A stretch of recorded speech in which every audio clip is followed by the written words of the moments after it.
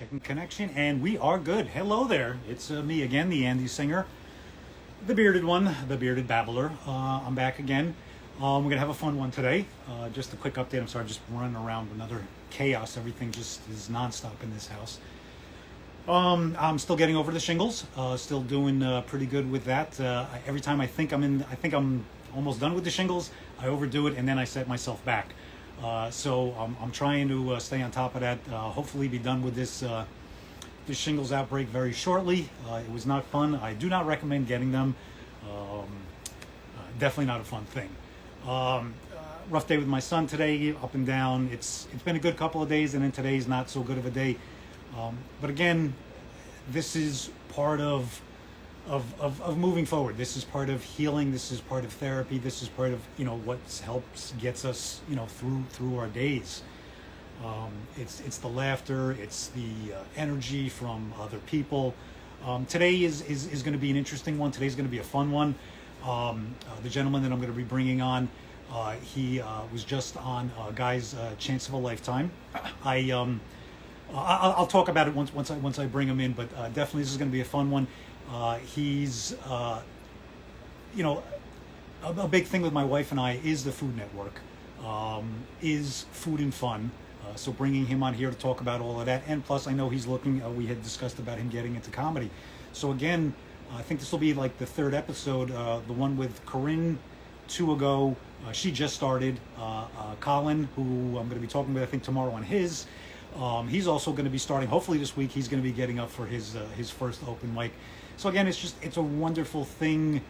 Again, food, fun, family, comedy. I mean, it's all just great stuff. And again, that's what it's all just about. We're just about having a good time. I mean, there's so much chaos and craziness going on in the world that we're trying to trying to keep a good energy going.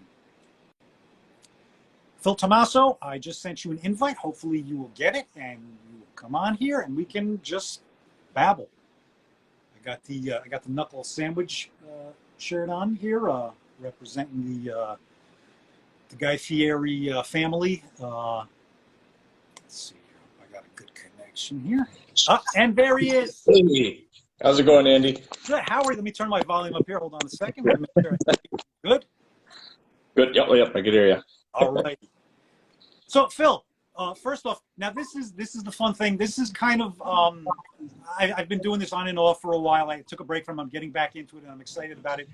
I have a co-host, Corinne, and we would kind of do. I would either bring people on that I knew, or she would bring people on that I had no idea. It was kind of called like a stranger danger, and this is kind of like that again too, because I can say that I'm a fan of yours just because you've been on the Food Network. I'm a fan of yours.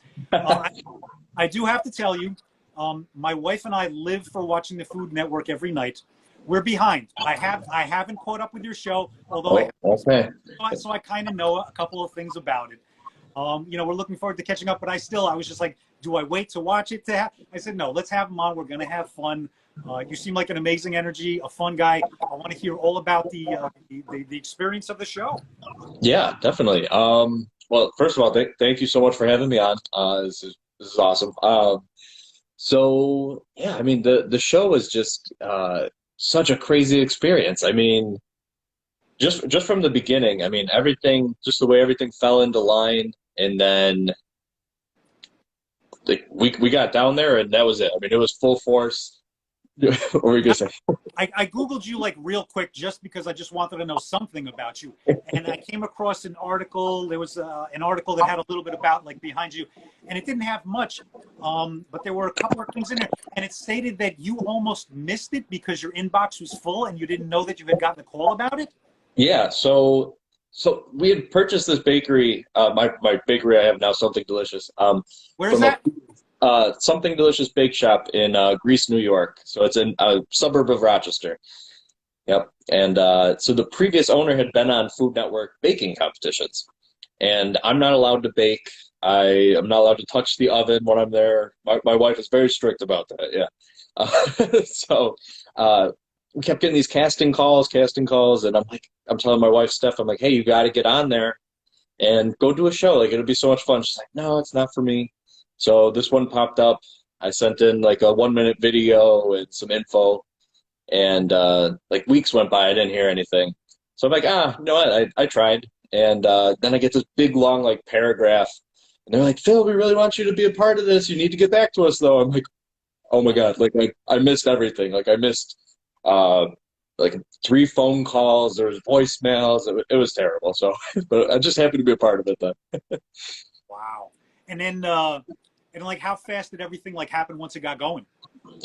So it got really quick, right? So I would come home from work. I work at 911 as a police dispatcher. So I'd get home at midnight, have a 1 o'clock interview set up in the morning. So we'd talk then until about 2, 3 o'clock in the morning, doing interviews. Uh, and then again, I'd wait another 2, 3 weeks. And then right before we were supposed to go down, I didn't hear anything. So I was like, okay, I tried my best. I made it through. And then 2 days before we're supposed to leave, I get a call. Hey, you still interested? I'm like, yeah. Yeah. So it was crazy, crazy experience. Wow. It's and it really seems like he has. I'm fortunate enough too because just recently too, I've been doing memes for everything, and I did a couple of Guy Fieri memes, and all of a sudden I noticed he started following me, and it was like, wow. And then like I know him and his people run his IG page and stuff like that, but I've had some really cool interactions with him, with his people. He's Yeah. a great team, and again too, the thing that I love about this. Again, I know we're just meeting each other. We're just learning about each other. I have quite a history. We can go back. I started out as a 911 dispatcher. I was in law enforcement. I was in corrections. I retired as a detective. And my life completely changed. Move on to comedy now. Move on to so many other things. But it's a little bit about me. I'm a special needs parent, and we have a lot of stress in this, and we've always dealt with it with comedy. I have a Mr. Bean car right over my shoulder here. Bean is a major part of our everyday. And at nighttime, my wife and I like to sit down and we like to watch comedies. We like to watch stand-up. We like to watch sitcoms. And we love to watch the Food Network. And that's because of what Guy brought to that years ago. He brought the comedy. He brought the humor. But what he really brought is he started to show you the people behind the chefs, the bakers, the cooks, the restaurant people. He started to show you what wonderful energy, what wonderful people, and how they really are. It's an amazing, funny bunch. I know you've connected with some people like Petroni and Voltaggio. I've had some interactions with people like that, and they're funny. They are comedy and food go together. Amazing. Yeah. Oh, they're so funny. Yeah.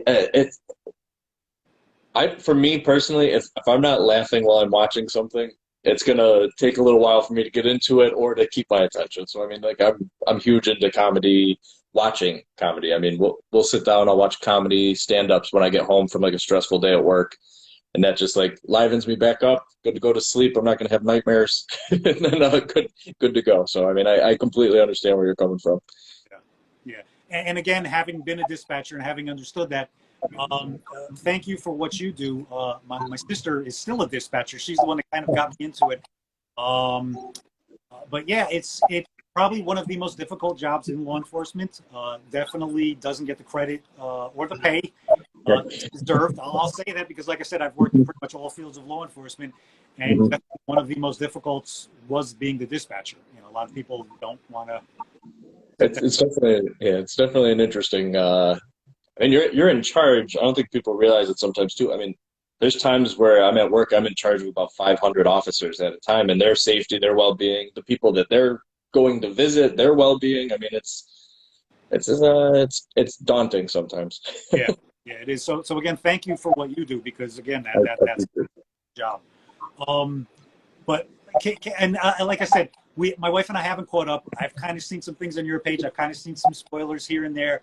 But like, what was it like on the set? What was it like? Because the you always see. I've been fortunate, like I said, fortunate enough to connect here on my Bearded Humor page and also on my full network page. Connect with a lot of people through the Knuckle Sandwich, through like Guy's thing, and I get to see a lot of behind the things, like Citizen Pictures. It's great to see what they post because you get to see like a lot of behind the scenes things, and it just looks like it's a great time. It was the most amazing time I've ever had, honestly. We actually have somebody from Knuckle Sandwich in here too. What's up, Marcelo? Marcelo's awesome. He was there. He was actually one of the people helping train us and teach us a bunch of stuff. So he's awesome. But yeah, I mean, when we're on set and we're filming, it's very strict. You know, we're there to do what we're there to do. Off camera though, Guy, he'd come over, he'd talk with you, he'd bring up different things, joke around. It was just amazing. I mean, it was so cool to realize that they're just normal people that they got extremely lucky. They're very successful. They're very hardworking, but they're just fun to be around. I mean, we had just an amazing time every day. It was great. Now, did you prepare in any way for something like that? Did you just spend some more time in the kitchen? Did you, like, how did you do anything different? No. No. I'm very big on kind of just jumping in head first. Sometimes you hit cement, sometimes you hit a pillow, It's kind of like I said, that's that's what I love about doing this, just jumping on with someone I have no idea, and that's the thing that you can find that I think all of us can connect. There'll be something, Right. we can all connect on something, we can all connect. The comedy aspect that you're saying now that you're looking to get into comedy. Yeah. For me, Yep. I mean, here you are, you were just on, national TV. It's a great, how were your nerves through that? Because how were your nerves through that show? I mean, really? Yeah. So, prior to the show, I had done a 1-minute interview on my local news, with one camera and one person asking questions. So when I walked in there and saw like 70, 80 people, I'm like, oh, all right, well, this is a little different. But it took me quite a bit of time to kind of get comfortable. So I wasn't expecting that. It was pretty cool though. Now, how many days was everything filmed over? Like, how long were you guys there and the filming and? So I don't know what I'm supposed to say to that question. We were there a good amount of time, I'll say. Yeah. Did you get more comfortable as it went on? Oh yeah, 100%. And plus, the crew with Citizen Pictures, who they brought over, they used a lot of. So when we were filming down in Orlando, they used a lot of local talent, a lot of local production, which I thought was really cool. They made it so easy to kind of just like let loose, and like I was able to be myself. I would say like a couple of days in, I was like comfortable. I was like, all right, cool. I could walk around in my boxers or something. That's a wonderful environment. I mean, Yeah. that's a great thing. And again, too, like I said, I don't know each other, but I briefly went on your page, and I saw your twerk video, and as soon as video, my wife was watching with me. We both immediately started cracking up, and we were like, "This is going to be a great interview." Because that's what it's about. It's just again, just laughter, just fun. Tell me about what you talked to me about, the comedy, that you want to get into comedy. Yeah. So stand up has always been like a passion of mine, but it's never been something I've been confident enough to kind of like get up there and go do. So this experience, I think, really helped bring me out of my shell. Like I do okay. I make people laugh. Like that's for me. Like I've always kind of had like a depression stint, and making other people laugh really makes it. Like when I can't laugh, if I can make someone else laugh, I'm happy. Like that's kind of how I am. So I've gotten really good at being able to talk to people and make them laugh and make them happy, and in return it makes me happy. So it's just been something I want to pursue. So I think now is the time. It truly is the greatest feeling. I say it all the time. Helping another human being is the easiest and most rewarding thing you can do. And if you can help another human being just by laughing, Yeah. something that I've learned here. Like I said, doing this and trying to get this back going again. And it's been amazing that I had a lot of people, when I stopped doing this, reach out and say, "Hey, I miss it." And I was just like, like you don't realize sometimes just us here, we can help someone.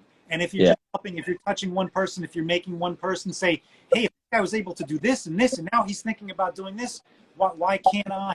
Right. Just talk about laughter and just talk about life. And it's an amazing thing. And comedy, once you start to get into it, you're going to learn that, yes, you do it to make other people laugh, but you talked about a very big thing. something that I've discussed openly on here too. Depression. Depression is a big part of comedy. Yeah. It's probably why I do comedy. Yeah. It's to help. It's a therapy. It's to help heal. And when you're up on that stage and you're making people laugh, what you're getting back is better than any therapist couch in the world. I'm sure. I can tell you that. It's just a feeling. It's an addiction. Yeah. Wonderful thing, and that's why too. If you're going to get up there, I can give you what I've learned from some of the greats. I've learned from myself. The most important thing is when you get up on that stage, just be yourself. And I can see that yourself is a person who has great energy, who is naturally funny, who has it. So don't try to get up there and be any character that you're thinking about. Get up there and be Phil, and I guarantee you, you're going to crush up there. Thank you. Thank you so much. Like I really appreciate that. Thank you. Like I said, when you see an energy, you see an energy, and I see an energy, so I'm just saying I see an energy. That's it. That's. Thank you. And how did you get started in it? I mean, what got you to the point where you're just like, I'm going to give this a go? I guess I was always kind of the class clown. I was always, you know, the funny one. I was always the funny sidekick with my friends. You know, I guess it was that type of thing. And the law enforcement, laughter and joking about everything was a big part of getting through it. Events, you know, you have to learn to laugh. You have to learn. I hate to use the word desensitize because it's never good when a human being desensitizes from anything. So I think I had to desensitize from a lot of things during my career, and I think I've had to heal from that. And I think I've moved on from that. But again, it's always been laughter. And then one of the big things too was it was about 18, 19 years ago when my son, he was 3.5, he was struck with meningitis. When he got the meningitis, our entire lives changed in one day. I mean, he went from being a happy, healthy, normal 3.5-year-old to since that day, there hasn't been a day that's gone by where there isn't some sort of medical issue. We live in hospitals for days, weeks, months at a time, numerous brain surgeries, stomach surgeries, surgeries for just about everything. And again, if it wasn't for laughter, if it wasn't for, like I said, just things like the Food Network, just watching that at night, taking my mind off of things. Yeah. I started doing memes years ago, long before memes were. I have memes that are 15 years old that I can pull out. Doing them long before, and it's always been my type of thing, photo editing, doing type of things. And I was kind of like in the game, and then I sent something to the comedian Donnell Rawlings. I sent something to, I was sending stuff to Dane Cook. They were using it. I was sending stuff to a lot of big comedians, and every now and then they would post it up, and it was cool. And somehow Donnell and I connected. And it was just one of those things, like I said, it's an energy. And it was one of those things where as soon as we connected, we're still connected. It's odd. You know, we spent a lot of time together. I was just talking to him on the phone last night. I still find it weird that, you know, you look at you, and again, I get the question of, you know, who am I? You know, like who am I on this TV show? Or you may have been like, who am I on this? You know, like when you start to, when doors start to open up, you question it, and you shouldn't question it, because if doors are opening up, they're opening up for a reason. And again, I've been fortunate enough to connect with some of the greats in so many different fields, hang around with some of the greats, learn from some of the greats in so many different things, and I enjoy taking what little I have learned, and it's portions, but if I can pass that on in any way, shape, or form, it's, again, who am I? Who am I to be around some of these people? Who am I to have these experiences? And I love seeing growth. I love seeing, like I can see a story right here. You know, you were just on this show. I see, like you said, that's a stepping stone. And it should continue to be a stepping stone. So again, it's a wonderful thing, and I'm excited for you, and that gets me excited, and that gets me inspired to, hey, this guy's doing something. Do something. Yeah. Yep. Oh, that really spoke to me right there. I mean, 100%. Where that was what I thought the first whole time I was at the show too. It was kind of like, what am I doing here? how did I get it? It didn't make any sense. There was all the other contestants. I mean, they're all doing. This isn't their first show. They've done other stuff. Two of them were on Master Chef and did really well on there. I haven't cooked since my high school program I had done, like professional, like that was the last time I did anything. And that was 11 years ago. So, I mean, it was just like one of those, like, okay, well, I'm going to, I'm not going to do great, but I'm going to go do my best. And that's kind of, so I completely get that. But yeah, it's just, you got to get over that kind of mental hump of why am I here versus I'm here. I should keep going. I need to keep going forward. I need to keep going. So now I get that. And that's awesome to hear. That's not just me who has that problem that I got to get through. So.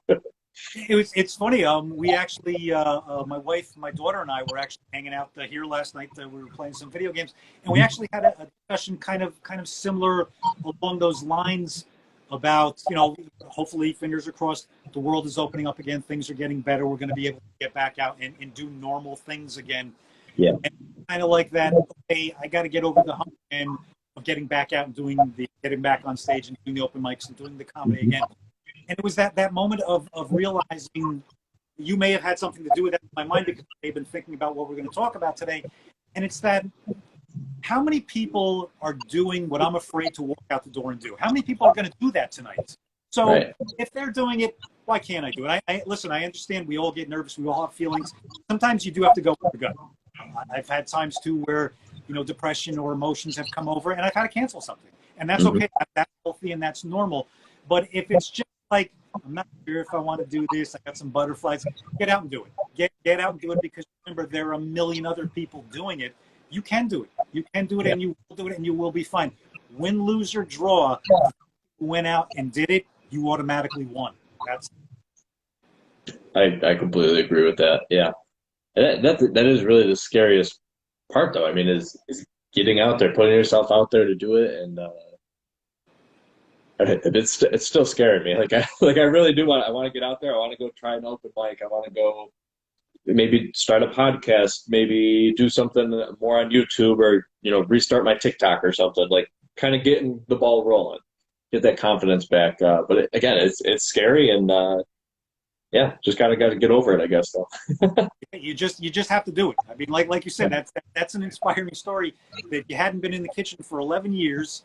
You didn't prepare for it, but you went on a cooking show. That's that to me. That's a story. That's wonderful. That's the way I would handle it too. I'd be like, am I going to prepare for it? All right, what am I going to prepare for? I don't know. Let's go roll the dice. Let's see what happens. Let's have fun. Right. I mean, I could have started at maybe a restaurant, but I was like, we're going to go Food Network. Why not? Let's go. Get in there. Jump right into the fire. And that's great, though. And like you said, now that opens you up to you want to do a podcast, start a podcast.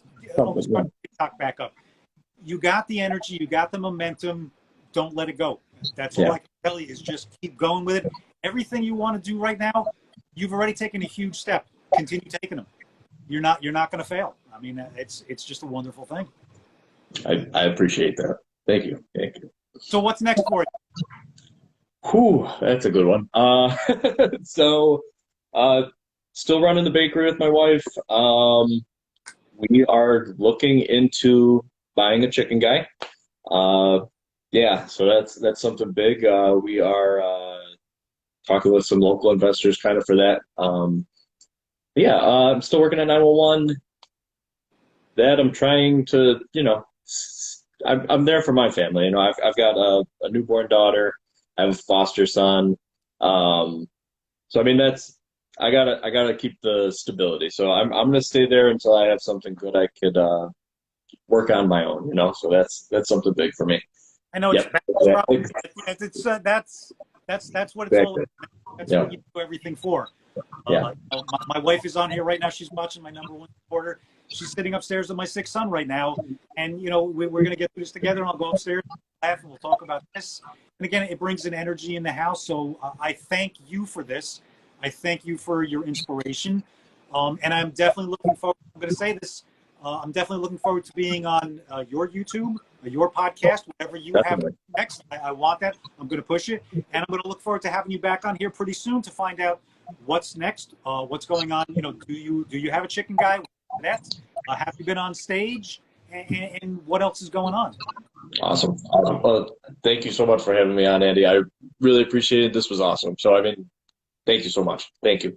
Again, truly, again, where can Phil Tommaso 4? Yeah, Phil before. What other things can we possibly find you on? The bakery. Tell us about the bakery again. Yeah, bakery is Something Delicious Bake Shop, ROC on Instagram. Then they're Phil Tommaso 4 on Twitter, Phil Tommaso 4 on TikTok, and I've got some TikToks up there. Nobody watches them, but they're there. So Again, keep the world laughing. Keep doing what you're doing. Keep inspiring. And as I always say, peace, love, and laughter. Phil, again, thank you so much. And we're going to talk again soon. thank you. Yes, definitely. I appreciate it. Have a good one. You too. Thank you.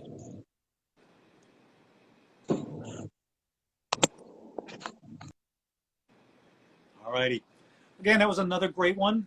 Again, just coming on here, just share some good energies, share some good stories, share some inspiration, hopefully. Again, Phil, absolutely wonderful, and I look forward to talking to you again soon. And again, there's just a quick babble, and I'm going to keep trying to do many of these. Colin, if you're still on here, I'm going to be hitting you up and making sure. I don't know if we're going to be doing your alien talk tomorrow, but I'm going to be making sure that we're going to be doing that again soon. And we're just going to keep going. I'm going to keep reaching out to people. We're going to keep talking to people, keep babbling, and just keep the world laughing. Peace, love, laughter. See you later.